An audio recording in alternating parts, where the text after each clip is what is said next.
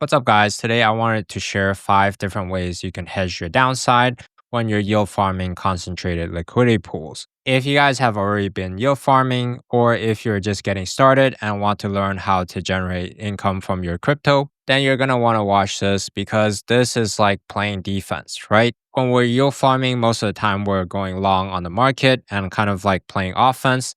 But it's also important to know different ways you can hedge your downside and learn how to play defense so that you protect your portfolio in case there's a big drawdown. And if you're new here, my name is Richard. This channel is mainly about yield farming and how to generate passive income from your crypto. And here's a quick portfolio update before I dive in. My main portfolio is sitting at roughly 5.8, 5.9 Ethereum profit. If you compare against holding, I'm still up pretty nicely here, while generating roughly 40 to 50% APR on my capital. If you guys look at my close position, it's in nice profit as well. And I've been able to consistently outperform just holding in the market. So yield farming is quite a great way to generate passive income from your crypto, but you gotta know how to do it properly so that you don't lose your capital in the process. And just a quick disclaimer, none of this is financial advice. Please do your own research before making any investment decisions. So there are 5 main ways that you guys can hedge your position when you're yield farming. The first way to hedge your position is simply using the fees that you generate from yield farming to de-risk into Bitcoin, Ethereum, or stablecoin. What I like to do is at the end of every month, I basically draw a diagram like this. And with each pair, you can see each token is generated separately, like for example, Bonk and Ethereum. And I like to separate it because sometimes I like to just compound partially. Like for example, if I'm yield farming Bonk and Ethereum, I could compound only the Bonk portion and then use my Ethereum for something else. But for this month, you can see clearly I've sold a lot of my fees into Bitcoin because I want to stack more Bitcoin and add more Bitcoin allocation. My current portfolio is pretty heavily into altcoins. So using my fees to dollar cost average into something like Bitcoin that is less volatile and is probably going to be around for the next 10 to 30 years, it's really going to help me reduce my yield farming risk as well as still keep a exposure to the crypto market. But if I want to be completely risk off, I could sell all of my fees into stablecoins as well and then use that stablecoins to generate more yield. So that's the first way. It's very simple, but I'm actually surprised that a lot of people actually don't do this, especially if they're yield farming altcoin pairs. They just keep compounding their fees into the pool, right? Compounding is great, but when you do that, you're actually still fully exposed to the pair, right? For example, if I'm yield farming Bonk and Ethereum, if I just keep compounding into this pool here, then I'm still ultimately exposed to these 2 tokens. And if only one of these tokens don't do well, then it's very likely that the whole position is not going to do well, right? When you guys are yield farming liquidity pools, as long as one asset doesn't do well, then this whole position is not going to do well. So that's why I always basically sell some of my fees every month. Some months it could be 25%, some month it could be like roughly 75%, which it was for this month, into stuff like Bitcoin, Ethereum, even Solana if you guys are more bullish on Solana, as well as some stablecoins. And if you guys are yield farming with leverage, like for example, I am currently, then I also use a portion to pay back my loan. This way, I'm decreasing risk over time instead of taking more and more risk. And the second way to hedge your position is using more crypto to stable pools. Crypto to stable pools is something like Ethereum to USDC, or wrap Bitcoin to USDC, or Solana to USDC, whatever asset you're bullish on paired with a stablecoin. This is really great if you're trying to take on less risk because it's less volatile, right? Since you're pairing stablecoin with a crypto asset, when the crypto price moves down, your stablecoin is still stable even though it's slowly getting converted, let's say to Ethereum in this example, but your rate of decline in terms of your total portfolio is going to be less if you guys have a crypto to stable pool. Compared to a crypto to crypto pool, let's say Bonk and Ethereum, right? If Bonk and Ethereum both went down in price by, let's say, 25%, then it's very likely that my whole LP position is going to be down by 25%. But let's say you're yield farming Ethereum to USDC and Ethereum goes down by 25%, maybe your LP would only be down by, let's say, 15% because you had some stablecoin to absorb the drawdown. If you guys look at the list of pros and cons here, crypto to stable pool is great because it has single crypto asset exposure. If you're yield farming Ethereum to USDC, you only have to worry about Ethereum's performance. You don't have to worry about any other asset, right? Versus altcoin pairs, you need to worry about those altcoins. How are they performing and what are some upcoming catalysts that could drive the price action upwards, right? There's more stable cash flow, less drawdown, less volatility, and also less risk of loss because we're sticking with mostly blue chip assets for these types of pools. But the downside is there is higher impermanent loss because stablecoin doesn't move along with crypto, right? A lot of altcoin moves along with Ethereum, so that's why there's less impermanent loss, but stablecoins don't. So it's going to be a little bit harder to beat impermanent loss.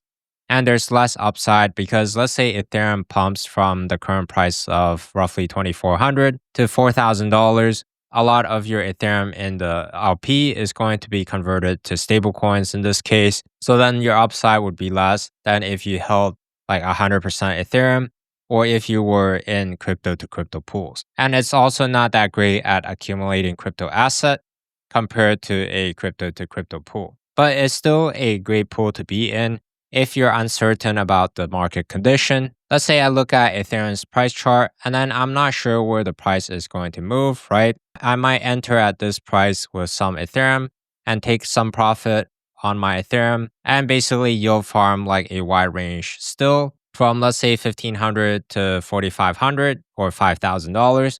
That's a possible range that I could be in. And let's say Ethereum draws down back to $2,000, then my drawdown will be less than if I'm fully into crypto to crypto pools. If you guys were fully into crypto to crypto pools back in January, then you would know exactly what I was talking about. If you held mostly altcoin pools, back in January, Ethereum and a lot of altcoins were trading at a higher price.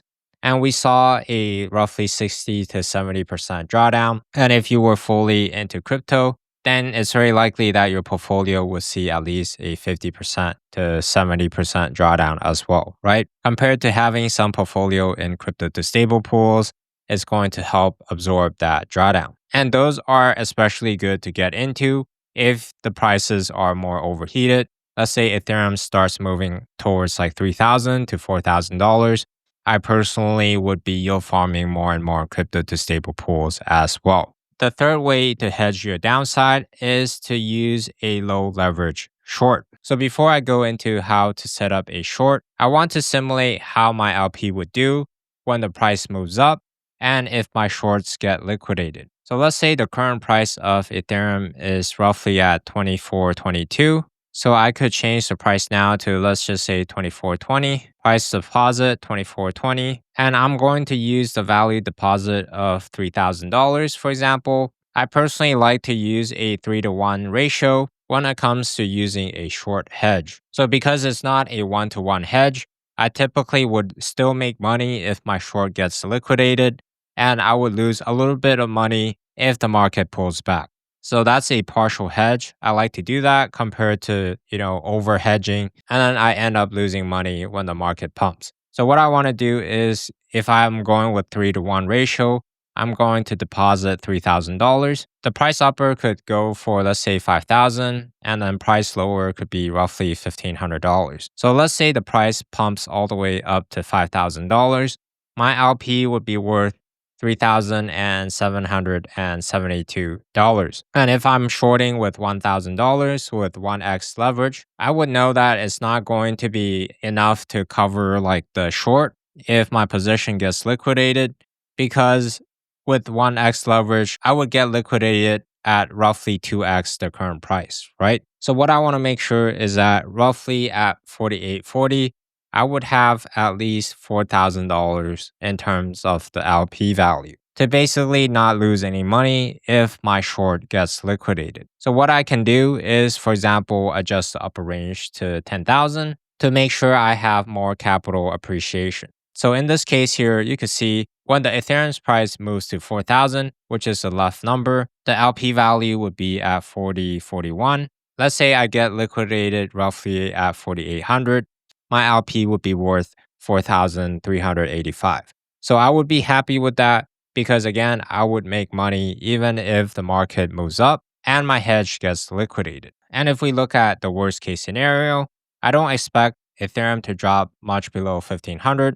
So I could see that here at 1,500, my LP would be worth $2,000. And then I could basically go to either a centralized exchange or Hyperliquid to set up my short. For this example, I'm just going to use Bybit for the demo, just so you can see the numbers more clearly. So if I'm going with a 3-to-1 hedge, in Ethereum terms, $1,000, and my total capital allocation is $4,000, I've allocated $3,000 to the LP, right? And then if I were to use $1,000 to short the market, I could calculate that amount in Ethereum terms. So what I want to do is take 1,000 divided by 2423 to figure out my size. So then I would have roughly 0.41 Ethereum worth of short. And I could type that in here, 0.41. And I could set a take profit if I want. For example, I could take profit at $1,500 and I could go ahead and short the market here. And you can see here, if I have only 1x leverage, then my liquidation price is roughly at 4,800. So 2x of the current price, right? Because we're going with a 1x short with roughly $1,000. And you can see an estimated profit of $378. So at $1,500, I would have roughly $2,300 something dollars versus having no short at all. So it's a little bit nicer than basically not having any short if I want a hedge in place, right? And as I've said before, right at $4,800, I would be at a profit of 300 something dollars still from my original LP, even if my short gets completely liquidated. And I could play with that number further as well. For example, I know that roughly at 39.30, my LP value would be $4,000, right? So maybe I could go heavier with the short. Let's say I increase the leverage to 1.5x. And if I increase the size to 0.62, you could see it would cost me roughly $1,000 to open this position, right? And then at $1,500, I would have an expected profit of 500 something dollars instead. So if I go ahead and short here, you could see I would be liquidated at this $4,000 mark, which is slightly above what we were calculating for our break-even price. So I would still make money even if this position gets liquidated completely. So not too bad here. If Ethereum's price goes all the way down to 1,500, I would have 500 something extra dollars than if I had no hedge in place. I would only have 2,000 something dollars in this case, right? But the main idea before you guys enter with a hedge is to play with these numbers a little bit and figure out if the hedge is worth it. I've ran these setup before with stuff like Hyperliquid when the prices are high, but I still want to enter, right? You can see Hyperliquid's price is roughly at $40 right now. It's quite high, so I went in with a little bit of a hedge. I've decided to close out that hedge because I've already de-risked a lot of my other positions, then I don't mind taking on more risk on Hyperliquid. But that's the idea here. We're not trying to basically make a ton of money with the hedge. We're just protecting our downside a little bit. And if the price moves against us, then we're still making money on the upside. And right now, in my opinion, Ethereum is trading roughly at like the middle of the price range. So it doesn't make as much sense to go in with the hedge if you're yield farming crypto to stable pool because the risk and reward ratio is not great, right? If I was to enter into a new crypto to stable pool at $4,000 or $5,000 Ethereum, for example, then I would be much more comfortable going with a heavier short, especially if the market looks like it's going to start to pull back a little bit. So I'm just showing you guys these tools, but you need to make sure that you're actually using them in the right condition. And the fourth way to hedge the downside of your position is to buy a protective put. So what a put option is basically the right to sell the asset at a specific price until the option expires. For example, this option expires in July 2nd, so it's about to expire soon. So then it's very cheap to buy like a put in this case. And if you guys are on like a centralized exchange, usually there's an APR option here. You can see I would be paying this amount of APR to have a put open at this given price. And depending on your market outlook, you could buy a put that's like 2 weeks out or a month out. And if you want to be more passive, you could decide to buy puts that are like 2 to 3 months out as well. And each one would have like a different option premium and different price that is associated with it. So, for example, if I go to this July 25th options contract here, which is roughly about 24 days out from the time I'm filming this video, let's say I want to buy a put for this $2,000 mark. What I want to do is make sure I'm buying the put. And let's say I put in 1 Ethereum, and I could scroll down and see the simulation here. So the difference between like an options contract and like a short is that the options would expire and basically be worthless after it expires, right? But before that, I basically would have the right to sell 1 Ethereum at $2,000. So if Ethereum flash crashed to like $1,500, for example, you would be able to see the profit and loss here on the right side. So in this case, even if my contract is near expiration, I would still make a 400 something dollars worth of profit. Because again, I would have the right to sell Ethereum at the $2,000 mark, right? For example, if I change the expiry date here to be basically at my expiration, you can see my break even price is slightly below 2000. And the goal with this is basically not really to try to make a lot of money from it, but to actually protect the downside of your portfolio, right? For example, I could go in here and purchase this option every single month to basically protect my portfolio against downside risk. And the price of the put option would depend on how the price moves. For example, if Ethereum moves all the way to $4,000, it's not very likely that Ethereum would drop below 2000 at that point, right? So the option contract to buy like the put option at the $2,000 mark would be much cheaper, right? If you guys see here, it's much cheaper for me to buy this like $1,500 put if I'm protecting myself against like the worst case scenario, where let's say Ethereum drops all the way to $1,000 or below that, right? I could always buy more of these like cheaper contract option, but maybe with heavier size in case the market moves against me. So that's something that we could all do to protect our portfolio on the downside, right? If we were looking at the previous simulation example, let's say in this case, I'm yield farming with $10,000, right? With the same exact parameters that we were just looking at. And if Ethereum drops to $1,500, you can see my LP would be worth roughly $6,700. So if I only bought 1 ETH worth of options here, then my downside protection is only worth 400 something dollars, right? Then the potential profit I could gain from this put is only 400 something dollars. But let's say I buy like 10 Ethereum worth and the market crashed to like $1,500. Then of course I would be able to close the position for a 4,000 something dollars worth of profit with this put to balance the loss that I would be suffering from my LP. So this is really a very capital efficient way to hedge your downside. But the bad thing about options contract again is it expires and basically you're paying this APR to have that protection, right? 15% APR. It could still be worth it to do. Let's say your LP is pulling like 30 to 50% APR, right? Then you're paying a little bit of a premium to protect the downside of your portfolio. And you can always choose cheaper contracts, right? Like this $1,800 one with a 6.3% APR.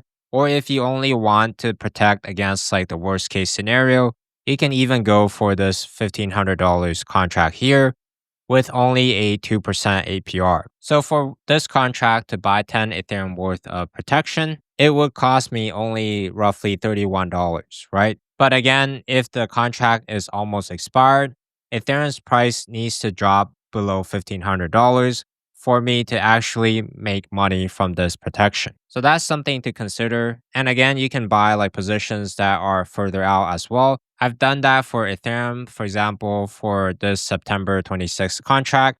If you look here, I bought about 10 Ethereum worth of protection. You can see if you bought into this contract today and Ethereum crashed to $1,000, then the profit and loss is $2,700, right? And if Ethereum's price crashed below $1,200 to let's say $1,000, Then as long as I close that position before my option expires, I would be able to have some protection for my portfolio. But again, the goal with these contracts is not really to like make a ton of money from it. We're not really speculating with options, right? We're just buying some protection for our portfolio.